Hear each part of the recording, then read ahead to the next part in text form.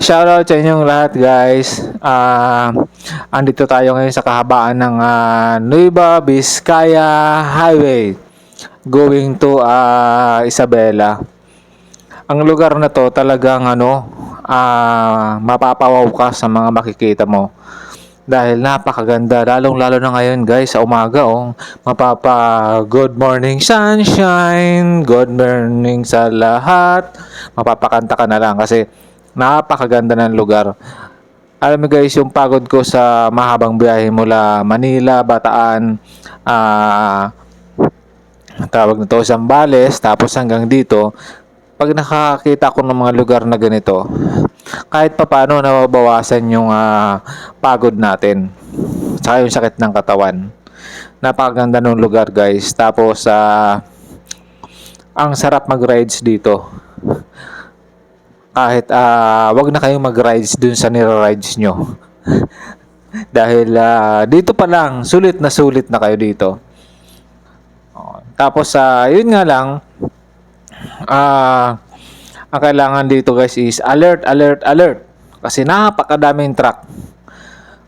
Napakadaming tinwheeler. Tulad dito guys, ang hahaba. Talagang pag nagkamali ka dyan ng overtake, talagang gigiligin ka ng mga yan. Hindi ka sasantuhin yan. Buti na lang yung power ng ating gamit ngayon ni CBX, talagang hindi kayo papahiya. Pag mag-overtake ka, pag binirit mo siya ng husto, ibibigay talaga sa iyo yung lakas na gusto mo. Hindi nga lang siya ganong ka-powerful katulad ng mga branded na BMW. Pero ito naman si Honda naman, talagang panalo naman to. Wow talaga kayo. Kaya lang kailangan i-kondisyon yung motor nyo. Kahit maganda klase yung motor nyo, pag hindi nakakondisyon, talagang may mararamdaman kayong kakaiba. Tulad kanina, ang ingay na ng kadena, nung tingnan ka, luwang na pala. So, nag-adjust muna tayo ng kadena. Dapat yung kadena niya isakto-sakto lang. Yung nakakapaglaro siya. Hindi masyadong mahigpit at hindi rin maluwang. Tapos, dapat magdala tayo ng mga tools pa nag-rides tayo. Dapat kumpleto tayo kasi in case emergency, tulad sa mga lugar na to guys na dinadaanan ko, bibihira ang gasolinahan dito. Walang motorcycle shop. Pag napadaan ka ng mga bayan, doon lang. Pero ito kabundukan to guys, nakita nyo yan, no? Halos walang bahay, halos puro punong kahoy. Pero okay naman siya. Kasi may mga bahay-bahay naman siya. Wala lang motorcycle shop. Ang kagandahan naman pagka nag-rides tayo guys is na-realize natin yung sarili natin na kaya pala natin pumunta sa mga lugar na hindi pa natin napupuntahan kahit mag-isa tayo. Kasi parang mag-isa ka lang din na nag-rides tulad ko ngayon, solo rides. At ang tatahakin pa natin guys ngayon is Isabela, going pa tayo ng Cagayan, Apari, Sanchez Mira, Lawag. Ayun, yung dinaanan guys ng nag-boss Ironman, dadaanan natin yun. Tingnan nyo guys, so dito sa kaliwa kong napakaganda may Sea of Clouds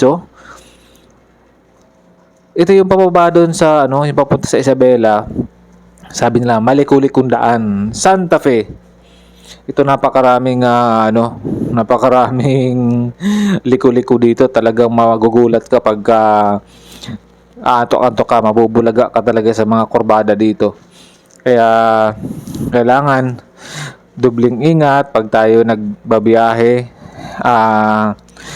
Iwasan nating antukin. Libangin natin yung sarili natin katulad ng ginagawa ko ngayon. Panay daldal ako habang nagmamaneho. Pero syempre, kahit tayo nagsasalita, nakapokus pa rin tayo sa pagmamaneho. Kailangan doon pa rin tayo sa kung asan tayo, doon lang. Mahirap guys yung nagsalita ka tapos parang hindi ka naka-alert. Medyo sala yun. May mga kasamahan naman tayong nasa likod. Pero mga small bike lang sila. Hindi naman sila nag-rides. Parang napapadaan lang naman dito. Mga taga rito lang siguro tong mga to. Kaya lang inuunahan na natin kasi nagmamadali tayo, may mga oras yung lakad natin. Kaya dapat makarating tayo ng maaga-aga doon sa pupuntahan natin. Medyo maaga pa naman. Sakto, dadaan muna tayo maya ng 7-Eleven para mag-almusal. So, ayun ang buhay ng mga rider, guys. Minsan masaya, minsan malungkot, minsan abutan ka ng ulan, minsan abutan ka ng init. Tulad ngayon, guys, ganoon talagang buhay ng tao. Paiba-iba, parang panahon lang yan. Sabi nga, weather lang. Pero nangingibabaw pa rin yung pagiging natin, pagiging riders na makakapag-save ka ng memories. Kasi yung pag-rides, guys, is bibihira mo lang may experience na makarating sa mga lugar na talagang hindi pa narating ng ibang tao. Tulad ngayon, guys, andito na tayo sa boundary ng Isabela. Welcome, Isabela. Ito, guys, napakaganda talaga ng lugar. Wow, Isabela. Dumaan na rin kami dito dati, guys, pero hindi ganitong umaga.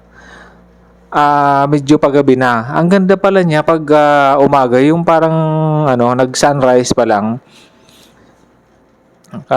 Napakaganda ng overlooking dito sa parang view deck ng boundary.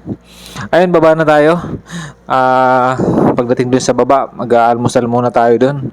Talagang sumasakit ng aking kalamnan, tapos natatai pa ako. Ay, nako, dami ko nararamdaman. Tapos yung pet ko parang may tumutusok-tusok na sa yung parang mainit na, guys, yung pet ko yung haba ng biyahe. Alam mo, parang 2 oras kang nagbabiyahe na walang tigil, dire-diretso. Kaya kailangan natin angat puwet break sa baba. Hanggang dito na lang, guys. Thank you for